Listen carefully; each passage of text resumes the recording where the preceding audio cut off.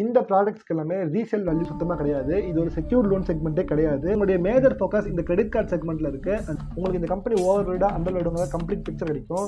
என்பிஏவே இருந்தாலும் அது என்பிஏ இல்லாத அளவுக்கு hi guys, welcome back to 1 Minute Fundamentals. Already போன வீடியோவில் ஐடிஎஃப்சி பேங்கோட க்ரோத் ஸ்டோரி என்ன, அந்த கம்பெனி ப்ரொஃபைல் என்ன, company history, promoter analysis, management அனலைசிஸ்ங்க கம்ப்ளீட் டீடைல்ஸ் கொடுத்துருந்தோம். பட் அந்த வீடியோ முடிஞ்சதுக்கப்புறமா தான் எனக்கு ஒரு விஷயம் ஞாபகம் வந்துச்சு. நானே இந்த ஐடிஎஃப்சி பேங்க்குக்கு ஒரு கஸ்டமர் தான். எஸ், இந்த கம்பெனி கிரெடிட் கார்ட்ஸுமே ஃபோக்கஸ் பண்ணுறாங்க. ஸோ இந்த வீடியோவில் இந்த ஐடிஎஃப்சி பேங்கோட பிஸ்னஸ் மாடல் என்ன, பிராண்டிங் ஸ்ட்ராட்டஜி என்ன, இவங்களுடைய எக்ஸ்பான்ஷன் பிளான்ஸ்லாம் என்ன, இந்த கம்பெனி இருக்கக்கூடிய இண்டஸ்ட்ரி அனலைசிஸ், செக்டரல் அனலைசிஸ்ங்கிற கம்ப்ளீட் டீடைல்ஸை பார்க்க போகிறோம். ஸோ ரெண்டு வீடியோவுமே ஃபுல்லாக பார்த்தா தான் உங்களுக்கு ஒரு கம்ப்ளீட் இன்வெஸ்ட்மெண்ட் டிசிஷன் எடுக்க முடியும். ஸோ உங்கள் போர்ட்ஃபோலியோக்கு ஐடிஎஃப்சி ஸ்டாக் தேவையா இல்லையான்னு நம்ம தெரிஞ்சுக்க போகிறோம். அதுக்கு நம்ம சேனலை சப்ஸ்கிரைப் பண்ணிவிட்டு இந்த வீடியோ லைக் பண்ணிடுங்க. இப்போ இந்த வீடியோவை ஸ்டார்ட் பண்ணலாம். ஸோ இந்த கம்பெனியோட பிஸ்னஸ் மாடலுக்கு வந்தோம் அப்படின்னா, இவங்களுடைய பிஸ்னஸ் ஒரு வகையில் எவால்வ் ஆயிடுச்சு அப்படின்னு சொல்லலாம். ஏன்னா இவங்க பேசிக்காக ஃபஸ்ட்டு இன்ஃப்ராஸ்ட்ரக்சர் டெவலப்மெண்ட் கார்பரேஷனாக இருந்தாங்க. அண்ட் லேட்டர் இவங்க இப்போ ரீட்டைல் பேங்கிங்க்கு ஃபோக்கஸ் மாற்றிட்டாங்க. ஸோ இவங்களுடைய டார்கெட்டட் ஆடியன்ஸே யாருன்னு பார்த்தீங்கன்னா இண்டிவிஜுவல் கஸ்டமர்ஸ் தான். அப்படின்னா அதிகமான குவான்டிட்டி பீப்புளுக்கு இவங்க லோன் தந்தாகணும். பட் குவாலிட்டியில் எந்த ஒரு கம்மிப்பாடுமே கொண்டு வந்துடக்கூடாது. அது வந்துச்சுன்னா அந்த கஸ்டமர்ஸ் இந்த பேங்க்குக்கு கம்ப்ளீட்டாக இருக்க மாட்டாங்க. ஸோ ஆல்ரெடி கஸ்டமர் ஃபோக்கஸ்டாக இருக்கிற இவங்க குவான்டிட்டியை இம்ப்ரூவ் பண்ணுறதுக்காக இவங்களுடைய மார்க்கெட்டிங் ஸ்ட்ராட்டஜிஸை இம்ப்ரூவ் பண்ணிட்டு இருந்தாங்க. இவங்க என்னதான் ரீட்டைல் லோனில் ஃபோக்கஸ் பண்ணாலுமே ஸ்டில் கார்பரேட் பேங்கிங் லோன்ஸ் தராங்க. அதாவது லார்ஜ் கேப் லோன்ஸ் இவங்க கொடுத்துட்டு தான் இருக்காங்க. அண்ட் சில மிட் கேப் கார்பரேட் லோன்ஸுமே இவங்க கொடுத்துட்டு தான் இருக்காங்க. அண்ட் கவர்மெண்ட் என்டர்பிரைசஸ் கூட சேர்ந்துட்டு கவர்மெண்ட்டுக்குமே இந்த ஐடிஎஃப்சி பேங்க் லோன் கொடுத்துட்டு இருக்காங்க. அண்ட் இந்த மாதிரியான செக்மெண்ட்ல ரோபஸ்ட் கிரெடிட் ரிஸ்க் மேனேஜ்மெண்ட் வேணும். அண்ட் அதை இவங்க கரெக்டாக பண்ணிட்டு இருக்காங்கன்னு சொல்லலாம். இவங்க ஸ்மால் அண்ட் மீடியம் ஸ்கேல் என்டர்பிரைசஸ்க்கு மைக்ரோ லோன்ஸுமே கொடுக்க ஆரம்பிச்சிட்டாங்க. ஸோ இவங்க இந்த ரீட்டைல் பேங்கிங்ல ஃபோக்கஸ் பண்ணும்போது முக்கியமாக ஃபோக்கஸ் பண்ணுறது ரெண்டு செக்மெண்ட். ஒன்று கன்சியூமர் குட்ஸ், ஒன்று கிரெடிட் கார்ட்ஸ். இந்த கன்சியூமர் குட்ஸ் என்னெல்லாம் வரும்னு பார்த்தீங்கன்னா ஹோம் லோன்ஸ், பைக் லோன்ஸ்லாம் வரும். பட் இதை தவிர இவங்க ரீட்டைல் கன்சியூமர் லோன்ஸ்க்கும் தராங்க. அதாவது சின்ன சின்ன ஃபோன்ஸாக இருக்கட்டும், laptops and other electronics and household gadgets like mixers, கிரைண்டர்ஸ்க்குலாமே இவங்க லோன்ஸ் தராங்க. அண்ட் அது மூலமாக ஒரு கணிசமான இன்ட்ரெஸ்ட்டே இவங்க ஜென்ரேட் பண்ணிட்டு இருக்காங்க. அது கூடவே இவங்களுடைய மேஜர் ஃபோக்கஸ் இந்த கிரெடிட் கார்டு செக்மெண்ட்ல இருக்கு. அண்ட் நானுமே இந்த ஐடிஎஃப்சி கிரெடிட் கார்டு தான் யூஸ் பண்ணுறேங்கிறதுனால இந்த கம்பெனி அனாலிசிஸ் கூடவே ஒரு கஸ்டமர் ரிவ்யூவுமே நான் சேர்த்து சொல்கிறேன் உங்களுக்கு.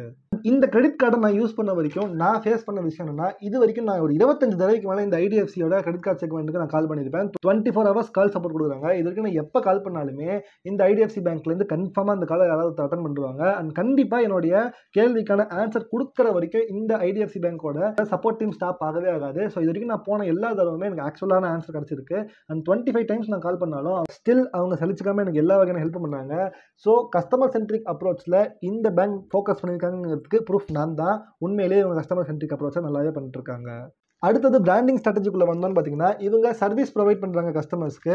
எந்த வகையில் பார்த்தீங்கன்னா, அந்த மேனுஃபேக்சர் கூட இப்போ ஒரு ஃபோன் மேனுஃபேக்சர் பண்ணுறாங்கன்னா அந்த மேனுஃபேக்சர் கூடயே டைப் பண்ணி எங்கள் பேங்க் மூலமாக உங்கள் கன்சியூமர் லோன் வாங்கினாங்கன்னா அவங்களுக்கு கொஞ்சம் ஸ்பெஷல் டிஸ்கவுண்ட் தாங்க, அதுக்கப்புறமா நீங்கள் அந்த கன்சியூமருக்கு நாங்கள் லோனாக கொடுத்துருவோம் அப்படின்னு சொல்லிட்டு சில ஸ்பெஷல் பார்ட்னர்ஷிப் மூலமாக கன்சியூமருக்கு அவங்களுடைய ப்ராடக்டோட விலையவே குறைச்சி தராங்க. ஸோ இது நிறைய இடங்களில் இந்த பேங்க்குக்கு ஒரு ஃப்ரீ மார்க்கெட்டிங்காக அமையுது. பட் இவங்க வேர்ல்டு கப்புக்கே இப்போ ஸ்பான்சர் பண்ணிட்டு இருக்காங்க. அது ஏன் அப்படிங்கிற ஒரு கொஸ்டின் இருந்துச்சு. அதுக்கான ஆன்சர் எனக்கு லேட்டராக தான் தெரிய வந்துச்சு. இவங்களுக்கு டெவலப்மெண்ட் அண்ட் எக்ஸ்பென்ஷன் பிளான்ஸ் இருக்குது.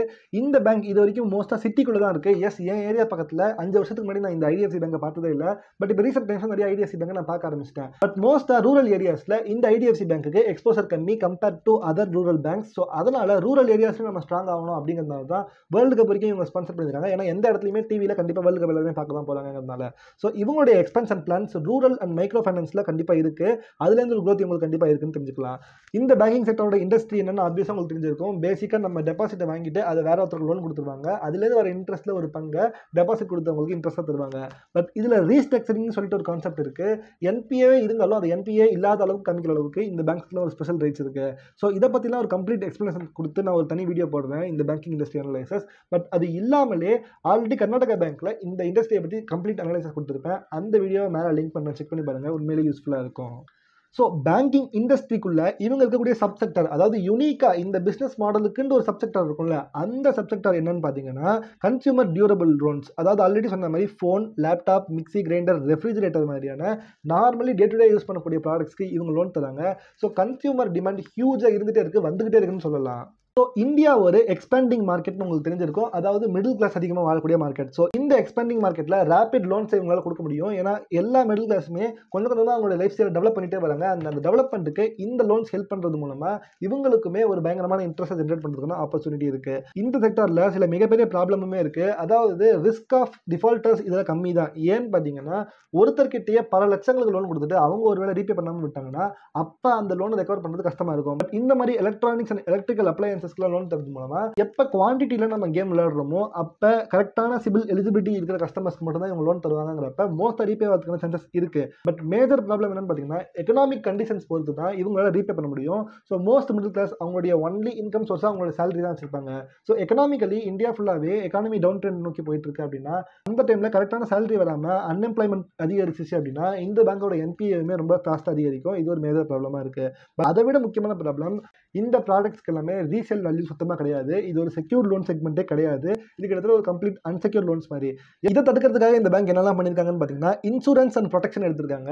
ஸோ ஒன்று அந்த ப்ராடக்ட் எடுக்கலாம். பட் சில இடங்களில் இந்த ப்ராடக்ட்டுக்கு நான் லோன் தரேன் அதுக்கு நான் ஒரு இன்சூரன்ஸ் எடுக்கிறேன்னு சொல்லிட்டு இன்சூரன்ஸ் எடுப்பாங்க. அண்ட் இந்த இன்சூரன்ஸுமே அந்த கஸ்டமரே பே பண்ண வைப்பாங்க. ஸோ அது மூலமாக இந்த பேங்க்குக்கு ஒரு மார்ஜினல் சேஃப்டி கிடைக்குது. அடுத்தது என்ஹான்ஸ்டு கலெக்ஷன் மெக்கானிசம்ஸ் வச்சிருக்காங்க. ஸ்ட்ராட்டஜிக் பார்ட்னர்ஷிப் வச்சிருக்காங்க. நான் சொன்ன மாதிரி மேனுஃபேக்சர்ஸ் கூட அண்ட் ஜீரோ காஸ்ட் இஎம்ஐஸ் அதிகமாக கொடுத்து அதுலேருந்து ஏகப்பட்ட வாரண்டிஸை எக்ஸ்டெண்ட் பண்ணி தராங்க.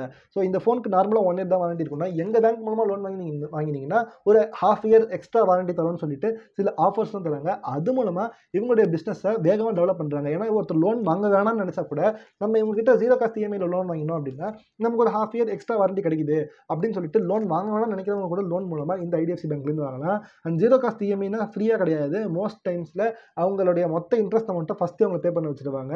அது வேணா வீடியோ கிளம்ப கண்டிப்பாக நான் அதை பற்றி வீடியோ போடுறேன். ஸோ இப்போ இந்த கம்பெனியோட ரெவன்யூ ஸ்டேட்மெண்ட் என்ன, இன்கம் ஸ்ட்ரீம்ஸ்லாம் என்ன அப்படிங்கிறத பார்த்தோம்னா நெட் இன்ட்ரெஸ்ட் இன்கம் இதுதான் இந்த கம்பெனியோட மேஜர் இன்கமாகவே இருக்குது. அதாவது லோன் கொடுக்குறதுலேருந்து வரக்கூடிய இன்ட்ரெஸ்ட். பட் இது ரெவன்யூவாக இருந்தாலும் இதை தவிர எல்லா பேங்க்ஸுக்குமே நெட் இன்ட்ரெஸ்ட் சொல்லிட்டு இருக்கும். ஸோ அந்த இன்ட்ரெஸ்ட் செக்மெண்ட்குள்ளே வந்தோம் அப்படின்னா அதர் இன்கமில் ஃபீஸ் அண்ட் கமிஷன் மூலமாக அதிகமான இன்கம் இவங்க ஜென்ரேட் பண்ணிட்டு இருக்காங்க. சர்வீஸ் சார்ஜஸ் மூலமாக இன்கம் ஜென்ரேட் பண்ணுறாங்க.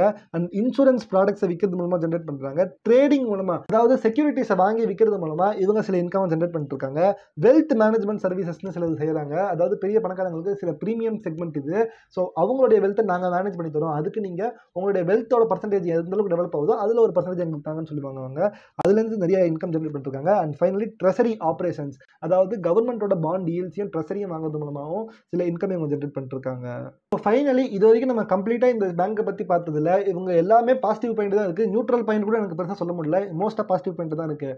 இந்த அளவுக்கு பாசிட்டிவ் பாயிண்ட் இருக்குன்னா மார்க்கெட்டில் ஆல்ரெடி நல்லா தெரிய வந்திருக்கும். ஸோ மார்க்கெட்டில் மோஸ்ட்டாக இது அண்டர் வேல்யூடாக இருக்கா ஓவர் வேல்யூடாக இருக்காங்க கன்ஃபியூஷன் நிறைய பேருக்கு இருக்கும். ஸோ அதுக்கு நம்ம இந்த கம்பெனியோட கம்ப்ளீட் பேலன்ஸ் ஷீட் அனலைசிஸ் பண்ணணும். நார்மலான ஒரு கம்பெனியை 2 வீடியோக்குள்ள முடிக்க பார்ப்பேன். பட் இந்த கம்பெனி கிட்ட ஏகப்பட்ட பாசிட்டிவ் பாயிண்ட்ஸ் இருக்குங்கிறதுனால நான் எதுவுமே விடக்கூடாது.